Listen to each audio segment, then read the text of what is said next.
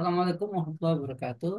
Pemirsa, tadi tur ini telah menjadi polemik dan sering menjadi sebuah obrolan di kalangan wali murid yang menuai banyak sekali pendapat, pertentangan bahkan ya apakah ini mau dilanjutkan apa enggak, apakah ini ya membebani atau enggak. Bahkan ada dugaan ini menjadi ladang bisnis. Apakah seperti itu?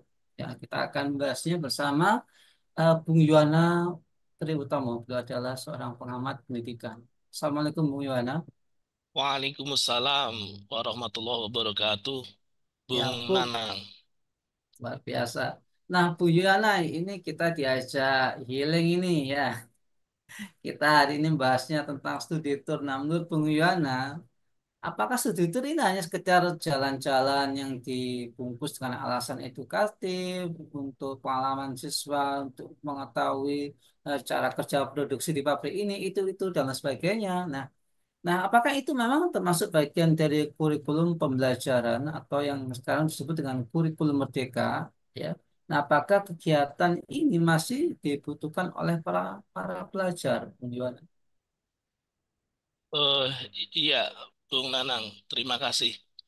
Raditu billahi robba wa bil islami dina wa bi Muhammadin nabiyya wa rasula. Rabbi zidni ilma warzuqni fahma. Rabbi syrah li sadri wa yassir li amri. Wahlul 'uqdatam min lisani yafqahu qawli.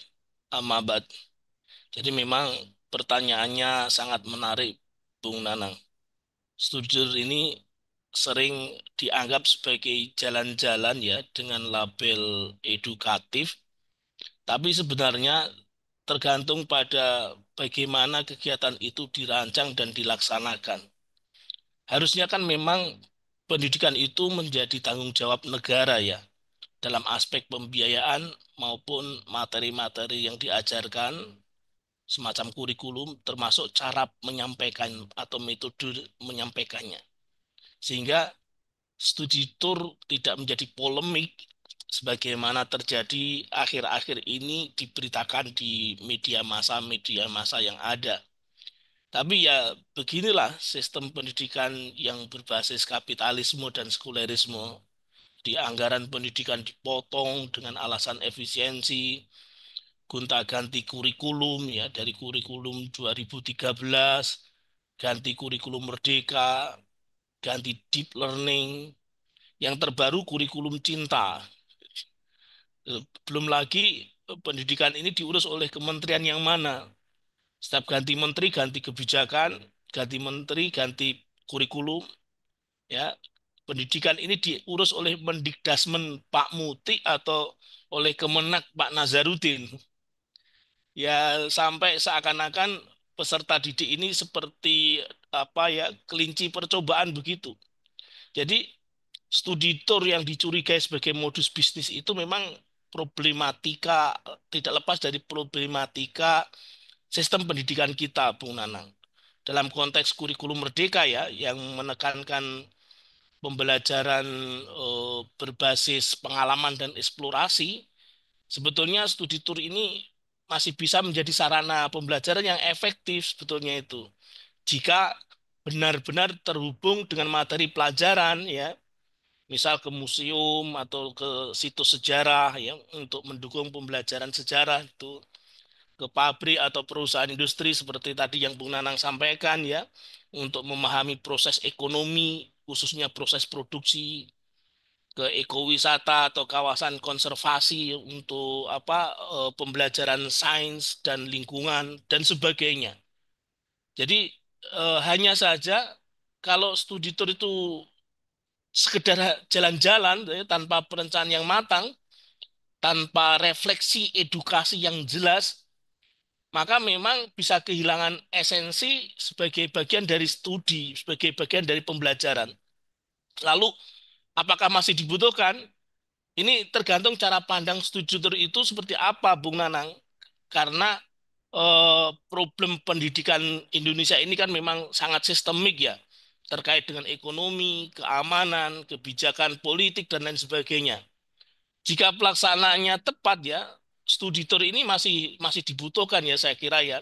Kenapa? Karena siswa bisa secara langsung belajar dari pengalamannya, bisa sangat mudah memahami konsep. Bahkan bagi kita itu bisa menambah keimanan ya ketika siswa itu melihat sendiri secara langsung kekuasaan-kekuasaan Allah Subhanahu wa taala dibanding hanya membaca dari buku. Jadi studi tour untuk tafakur, studi tour untuk apa? Memikirkan kekuasaan-kekuasaan Allah Subhanahu wa taala di alam terbuka misalnya begitu. Kemudian bisa juga selain secara langsung bisa memudahkan mendapatkan pemahaman tentang konsep-konsep kehidupan, itu juga bisa meningkatkan keterampilan sosial. Misalnya interaksi dengan teman, dengan guru, dan orang-orang baru itu kan bisa membangun skill komunikasi siswa, skill kerjasamanya. Belum juga bisa juga memotivasi belajar ya. Jadi studi tour ini bisa membuat siswa lebih antusias terhadap mata pelajaran tertentu. Bisa mengenalkan siswa pada dunia nyata, terutama dunia kerja, dunia bisnis, dan tentu budaya yang lebih luas lagi. Bahwa hidup itu tidak hanya di dalam kelas, tapi juga di luar kelas, di tengah-tengah masyarakat, bahkan kita ini termasuk penduduk bumi. Kalau perlu studi tour ini bahkan ke global, ke luar negeri gitu, kalau perlu. Jadi sebetulnya bukan masalah ini perlu atau tidak, studi tour ini dibutuhkan atau tidak, tapi yang paling penting adalah bagaimana cara merancang studi tour itu agar benar-benar bermanfaat, bukan sekedar alasan yang mengada-ada hanya untuk jalan-jalan saja. Begitu, Bung Nana. Apakah soal sekolah ini harusnya lebih transparan terkait dengan pembiayaan agar tidak membebani wali murid? Misalnya penghasilannya orang tua cuma 1 juta dalam sebulan, tapi biaya studi turnya 3 juta. Ya memang di sistem pendidikan yang berbasis materialisme, kapitalisme, sekulerisme ini kan seperti sekarang ini ya itu jadi tuntutan itu. Harusnya sekolah memang memberikan transparansi karena memang biasanya biaya untuk studi tur itu kan pada umumnya iuran ya, iuran yang ditanggung oleh wali murid. Jadinya sekolah harus transparan itu menjelaskan biaya studi tur itu agar tidak membebani wali murid, agar memiliki pemahaman yang sama. Memastikan juga kegiatan studi tour ini benar-benar bermanfaat untuk anak-anak mereka. Jadi, mengapa transparansi biaya itu sangat penting? Karena pertama itu bisa menghindari kecurigaan dari para wali murid, dari para orang tua murid, agar mereka tidak bertanya-tanya biaya yang dibayarkan itu untuk apa sih? Masuk akal tidak ya? Ada markup apa tidak? Misalnya begitu. Jadi perlu dirinci sejelas-jelasnya agar kepercayaan orang tua, kepercayaan wali murid itu ada gitu. Kemudian yang kedua, sekolah bisa menyesuaikan dengan kemampuan finansial orang tua atau wali. Bisa juga sekolah agar bisa menghindari pemborosan ya. Itu bisa juga turnya itu turnya itu diajak musyawarah dengan keluarga, dengan orang tua wali murid. Jadi transparansi itu termasuk dengan sebelum pelaksanaan studi tour ya, itu ada musyawarah, misalnya terkait dengan rincian biaya yang jelas, berapa untuk transportasi, akomodasi, tiket masuk, konsumsi dan lain sebagainya. Itu sehingga di situ orang tua jadi tahu, oh, saya mengeluarkan uang 3 juta misalnya itu pada acara studi tour nanti itu untuk ini saja atau untuk ini tadi. Itu sehingga kemudian harus harus nabung dulu, harus kemudian saving dulu begitu. Atau bisa juga sekolah memberikan alternatif alternatif pilihan. Jadi tidak harus ke sini, tidak harus ke situ. Melainkan mungkin bisa berbasis lokal ya, ya yang lebih murah itu. Itu kalau sekolah bisa membuat alternatif-alternatif begitu, termasuk kalau seandainya memang harus harus keluar negeri tadi contohnya misalnya studi turnya dengan umroh misalnya. Itu luar biasa sangat bermanfaat. Asalkan ada kesamaan pemahaman, pemikiran antara sekolah sebagai pihak pelaksana studi tour Mungkin juga sekolah melibatkan vendor-vendor tertentu ya untuk agen-agen pelaksana studi tur ini dengan orang tua selaku wali murid yang biasanya biaya itu dikeluarkan atas dasar iuran dari orang tua itu. Bisa juga sebetulnya sekolah bisa melaksanakan itu dengan cara subsidi ya subsidi silang untuk siswa yang kurang mampu.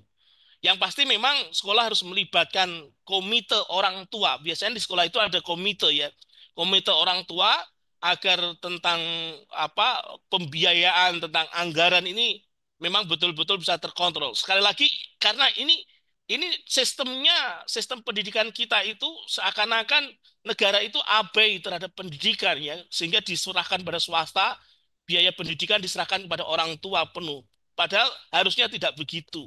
Begitu, Bung Nanang.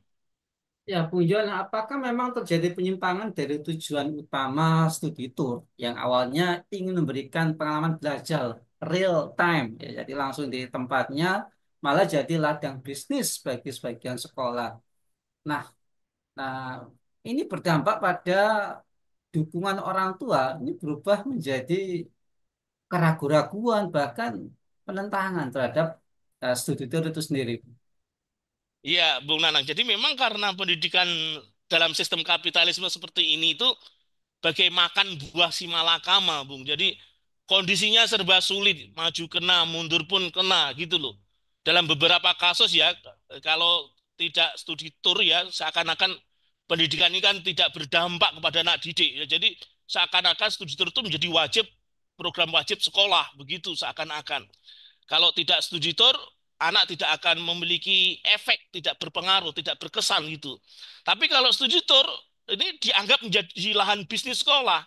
Ya memang begitulah kondisi sistem pendidikan kita yang berbasis pada materialisme, pada kapitalisme sekulerisme ini. Pada awalnya bertujuan memberikan pengalaman belajar real time gitu. Malah berubah menjadi ladang bisnis gitu kan. Sehingga menimbulkan penolakan dari orang tua. Ini ini terjadi ketika fokus sekolah ya atau pelaksana studi tur itu bergeser dari orientasi edukasi menjadi orientasi pada keuntungan finansial semata. Nah, penyimpangan seperti ini itu terjadi ketika studi tur itu ya misalnya ya menarik biaya tidak masuk akal. Ya harga paketnya mahal sekali tanpa ada rincian, tanpa ada transparansi, bahkan bisa lebih mahal jika dibanding dengan tur secara mandiri ya. Atau mungkin juga ada dugaan markup harga. Jadi itu bisa terjadi penyimpangan juga atau misalnya penyimpangan juga terjadi misalnya destinasinya yang tidak relevan dengan objek studi.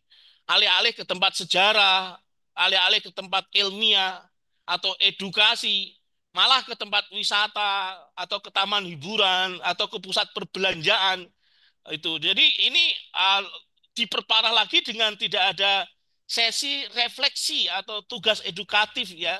Setelah tur selesai, ya peserta tur atau peserta didik itu dibiarkan begitu saja tanpa ada evaluasi, tanpa ada refleksi tadi. Jadi kenapa kok orang tua kemudian balik menentang program ini? Ya karena tadi itu sifatnya karena lebih pada dominasi beban finansial saja sih, Bung. Menurut pandangan saya, karena terlalu berat untuk membiayai sekolah anak, ditambah lagi dengan pelaksanaan program studi tur ini. Belum dapur mengepul, ya besar pasak daripada tiang nanti jadinya begitu. Makanya kemudian agar penolakan orang tua itu tidak masif ya. Sekolah memang harus juga mendidik orang tua juga diantaranya dengan transparansi tadi. Mungkin juga kegiatannya yang tidak berkualitas ya itu. Jadi memang problem sistemik ini harus disikapi dengan sikap yang sangat bijak, terutama kita ya umat Muslim ini bahwa pendidikan itu pada hakikatnya di awal sekali adalah tanggung jawab keluarga, tapi tidak bisa kemudian eh, dilepaskan begitu saja karena secara kolektif pendidikan ini merupakan kebutuhan publik ya, sandang pangan papan, pendidikan, keamanan, kesehatan itu merupakan tanggung jawab negara. Maka memang negara harus turun tangan untuk menyelesaikan problem ini. Begitu, Bung Nanang. Iya, jangan sampai kemudian orang tahu udah keluar ratusan ribu buat uang saku anaknya saja, ternyata ya nilainya jeblok kan gitu ya. Iya, iya, iya. Baik, menurut Bian, apakah perlu bagi semua pihak untuk meninjau kembali tujuan dan esensi dari pelaksanaan studi tour ini, memastikan bahwa studi tour memang betul-betul relate, betul-betul punya relevansi terhadap kegiatan belajar mengajar dan tujuan utama dari pembelajaran itu sendiri. Apakah seperti itu, Bu? Ya, Bung Nanang. Jadi menurut saya itu sangat penting sekali, Bung. Jadi sangat penting sekali. Jadi double takkit gitu. Sangat penting sekali. Kenapa? Karena peninjauan kembali tujuan dan pelaksanaan pendidikan ini ya bukan sekedar pada program studi turnya saja, tapi akar dari pendidikan ini kan sudah melenceng jauh dari visi misi penciptaan manusia. Jadi eh, apa peninjauan kembali tujuan dan pelaksanaan pendidikan itu bahkan sejak filosofis basis pendidikan yang sangat mendasar, yaitu mengembalikan arah pendidikan ini sesuai dengan visi misi penciptaan manusia oleh Allah Subhanahu wa taala, oleh Allah Sang Khalik Al-Mudabbir, ya sebagaimana Quran surah Az-Zuriyat ayat 56, Wama khalaqtul jinna wal insa illa liya'budun. Dan tidaklah aku ciptakan jin dan manusia kecuali untuk beribadah kepadaku. Artinya, bagi penyelenggara pendidikan ya, termasuk dalam hal ini negara yang wajib mencerdaskan kehidupan bangsa ini, itu tidak terjebak pada event-event yang tidak bersifat substantif ya, seperti studi tour ini. Jadi negara wajib totalitas memperhatikan pendidikan ya, termasuk sebagai jaminan kebutuhan hidup umat kan ya, tadi selain sandang pangan papan kesehatan pendidikan dan keamanan itu kan kebutuhan publik yang memang harus menjadi tanggung jawab negara. Kan memang al imamu ra'in wa huwa mas'ulun an ra'iyatihi. Jadi imam itu penanggung jawab atas seluruh urusan-urusan umatnya dan dia nanti akan dipertanyakan di yaumul akhir, di yaumul hisab tentang amalnya, tentang tanggung jawabnya ini. Jadi negara harus meninjau kembali tujuan dan pelaksanaan studi tour ini ya, agar tetap sesuai dengan visi misi pendidikan. Sebagaimana saya jelaskan tadi, Bung.